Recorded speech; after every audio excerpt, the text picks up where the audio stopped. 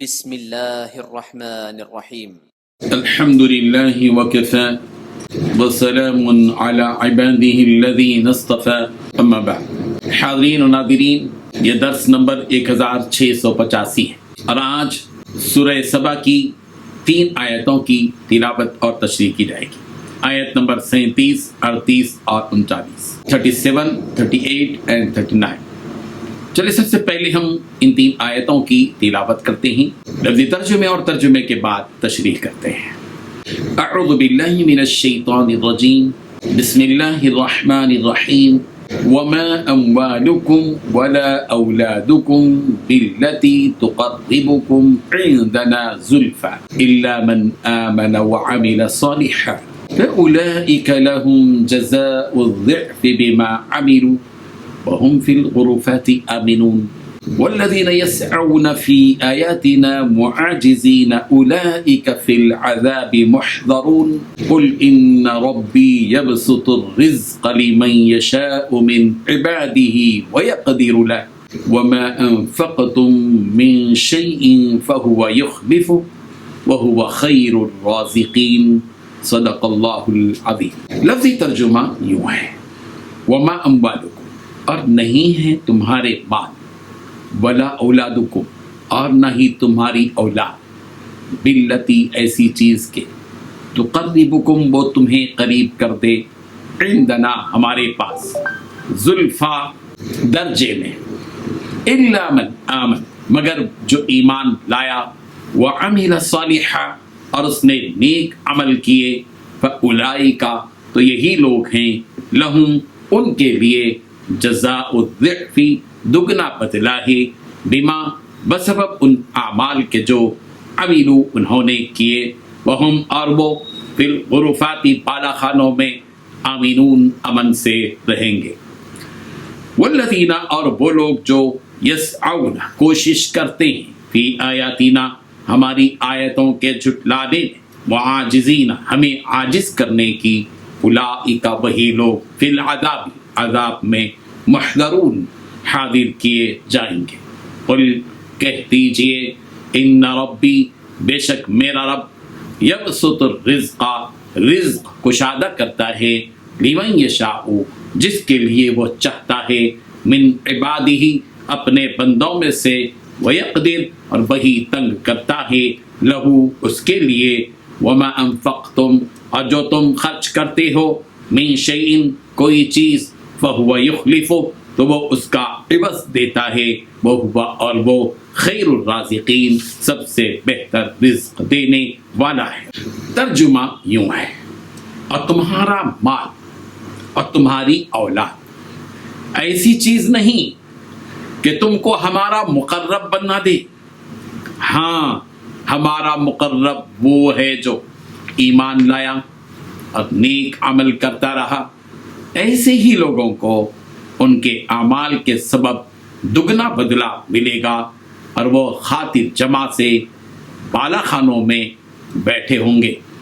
جو لوگ ہماری آیتوں میں کوشش کرتے ہیں کہ ہمیں ہرا دیں، وہ عذاب میں حاضر کیے جائیں گے۔ کہہ دو کہ میرا پروردگار اپنے بندوں میں سے جس کے لیے چاہتا ہے روزی فراخ کر دیتا ہے، اور جس کے لیے چاہتا ہے تنگ کر دیتا ہے، اور تم جو چیز خرچ کرو گے وہ اس کا تمہیں عوض دے گا، اور وہ سب سے بہتر رزق دینے والا ہے۔ ان 3 آیتوں میں 8 باتیں بیان کی گئی ہیں۔ پہلی بات، نہ تمہارے مال تمہیں اللہ کا قرب عطا کرتے ہیں، اور نہ ہی تمہاری اولاد۔ دوسری بات، ہاں، مگر جو ایمان لائے اور نیک عمل کرے تو ایسے لوگوں کو ان کے عمل کا دگنا ثواب ملے گا۔ تیسری بات، وہ جنت کے بالا خانوں میں چین سے رہیں گے۔ چوتھی بات، جو لوگ ہماری آیتوں کے بارے میں یہ کوشش کرتے ہیں کہ اسے ناکام بنائیں۔ پانچویں بات، ایسے لوگوں کو عذاب میں دھر لیا جائے گا۔ چھٹویں بات، کہہ دو کہ میرا پروردگار اپنے بندوں میں سے جس کے لیے چاہتا ہے رزق کی فراوانی کرتا ہے، اور جس کے لیے چاہے تنگ۔ ساتویں بات، تم جو چیز بھی خرچ کرتے ہو وہ اس کی جگہ اور چیز دے دیتا ہے۔ 8ویں بات، وہی سب سے بہتر رزق دینے والا ہے۔ بزرگان محترم، پچھلی آیتوں کافروں کا یہ گمان نقل کیا گیا تھا کہ ان کے پاس مال و دولت اور اولاد کا ہونا اس بات کی علامت ہے کہ اللہ تعالیٰ ان سے راضی اور خوش ہے۔ اس آیت میں اللہ تبارک و تعالیٰ ان کے اس گمان کی تردید فرما رہے ہیں کہ اے کافرو، تمہارے مال اور اولاد سے تم اللہ تعالیٰ کا قرب نہیں پا سکتے اور نہ ہی تم اللہ کے مقرب ہو سکتے ہو، بلکہ اللہ کا مقرب وہ ہوتا ہے جو ایمان لاتا ہے، اعمال صالحہ اختیار کرتا ہے اور پھر اپنے مال سے خرچ بھی کرتا ہے۔ ایسا بندہ اللہ تعالیٰ کے قریب ہوتا ہے، اور تم لوگ تو بے ایمان ہو، تو پھر کیسے اللہ کے مقرب بندوں میں ہو سکتے ہو؟ حضرت قتادہ رضی اللہ عنہ نے کہا کہ لوگوں کو ان کے مال اور اولاد سے مت پرکھو، اس لیے کہ کبھی کافر کو مال دیا جاتا ہے اور کبھی مومن کو نہیں دیا جاتا۔ نبی رحمت صلی اللہ علیہ وسلم نے فرمایا کہ اللہ تعالیٰ تمہاری صورتوں اور تمہارے مال کو نہیں دیکھتا اپنا مقرب بنانے کے لیے، بلکہ اللہ تعالیٰ تو تمہیں تمہارے دینوں اور اعمال کو دیکھتا ہے کہ وہ کیسے ہیں۔ جو لوگ ایمان لائیں گے اور نیک اعمال کریں گے تو وہ اللہ کے مقرب تو ہوں گے، اس کے علاوہ انہیں ان کے ان اعمال پر دگنا ثواب بھی ملے گا، اور ان کے اعمال کے نتیجے میں انہیں جنت کے بالا خانوں میں رکھا جائے گا، جہاں وہ چین و سکون کے ساتھ رہیں گے۔ اور جنت کے بالا خانے کیسے ہوں گے؟ اس سلسلے میں حضرت علی رضی اللہ عنہ نے نبی رحمت صلی اللہ علیہ وسلم کا قول نقل کیا ہے کہ جنت کے بالا خانوں کا حال یہ ہوگا کہ ان کے اندر کا نظارہ باہر سے کیا جا سکتا ہے اور باہر کا نظارہ اندر سے کیا جا سکتا ہے۔ تو صحابہ کرام رضی اللہ عنہم نے کہا کہ یا رسول اللہ وہ کس کے لیے ہوں گے؟